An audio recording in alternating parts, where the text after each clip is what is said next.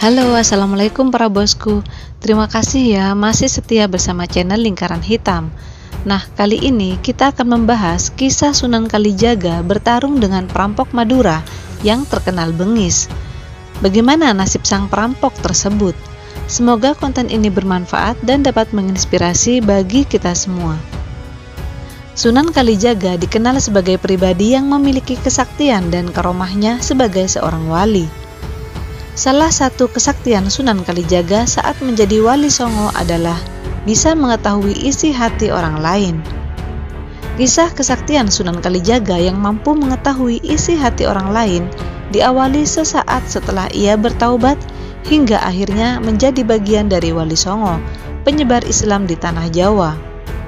Sebelum menjadi wali bertaubat, Raden Sahid nama aslinya lebih dahulu terkenal dengan perampok yang hebat. Bahkan karena kehebatannya, namanya melanglang buana ke beberapa penjuru tanah Jawa, termasuk ke Pulau Madura. Kebetulan di Madura saat itu ada seorang perampok yang disegani dan terkenal, bernama Cakrajaya.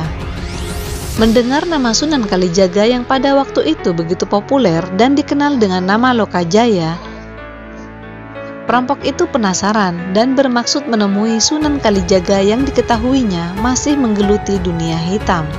Sebagaimana dikisahkan pada buku Kesaktian dan Tarekat Sunan Kalijaga, tulisan Rusdi Anwar, saat itu Sunan Kalijaga sudah bertaubat dan menjadi murid dari Sunan Bonang. Mengetahui hal itu, Sunan Bonang memanggil Sunan Kalijaga dan mengatakan ada seseorang yang kemungkinan berniat jahat kepada Sunan Kalijaga.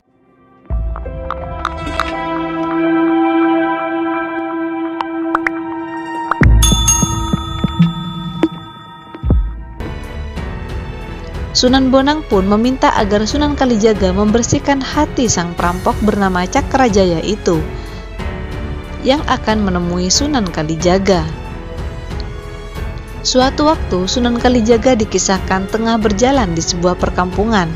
Ia berpapasan dengan warga kampung yang mau melaksanakan aktivitas, seperti pergi ke ladang dan ke pasar. Pada saat berjalan, Sunan Kalijaga melantunkan syair-syair yang sangat merdu, sehingga ada seorang warga yang terpukau oleh syair-syair yang dinyanyikan oleh Sunan Kalijaga. Syair itu sangat bagus, kata orang tersebut kepada Sunan Kalijaga saat bertemu. Namun orang itu tidak tahu sosok yang menyanyikan syair-syair merdu itu. Sunan Kalijaga pun membalas perkataan orang itu. "Kalau kamu mencari seseorang, maka akulah yang kamu cari," kata Sunan Kalijaga kembali ke orang itu. Orang itu tidak lain adalah Cakrajaya, perampok yang bermaksud menemui Sunan Kalijaga. Mendengar perkataan Sunan Kalijaga, Cakrajaya sangat terkejut, karena orang yang barusan membacakan sebuah syair itu mengetahui maksud kedatangannya ke daerah itu. "Mana mungkin kau Lokajaya yang saya cari? Pakaianmu tidak sebagaimana perampok, tapi seperti orang berdakwah saja," jawab orang itu kembali ke Sunan Kalijaga. "Itulah aku yang sekarang. Aku telah meninggalkan pekerjaanku dulu. Kalau kamu punya keperluan terhadapku, maka bersihkanlah dulu hatimu," timpal Sunan Kalijaga lagi. Mendengar perkataan jawaban Sunan Kalijaga, Cakrajaya tertegun.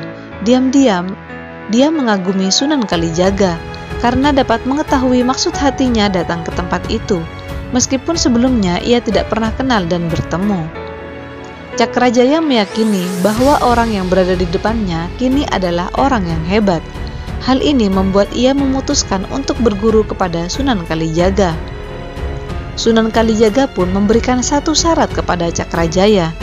Cakrajaya diminta untuk pergi ke hutan bertapa merenungi dosa-dosanya. Cakrajaya pun pamit ke Sunan Kalijaga pergi ke hutan untuk bertapa. Konon Cakrajaya bertapa selama 44 tahun. Setelah Sunan Kalijaga mengunjunginya, ia merasa kesulitan menemui Cakrajaya karena hutan sudah sangat lebat. Oleh karenanya, Sunan Kalijaga berinisiatif membakar hutan itu. Setelah api reda, ia dapat melihat Cakrajaya masih dalam posisi duduk bersila dengan pakaian terbakar, namun tubuhnya tidak terbakar sama sekali. Sunan Kalijaga pun membangunkan Cakrajaya dan mengajarkan ilmu agama kepadanya. Ia meminta Cakrajaya membangun sebuah desa di atas tanah bekas tempat ia bertapa dan terbakar. Sunan Kalijaga pun mengganti nama Cakrajaya menjadi Kiai Geseng. Geseng sendiri berarti terbakar. Kelak, nama desa itu dikenal dengan nama Desa Geseng, sebuah desa kuno yang ada di daerah Tuban, Jawa Timur.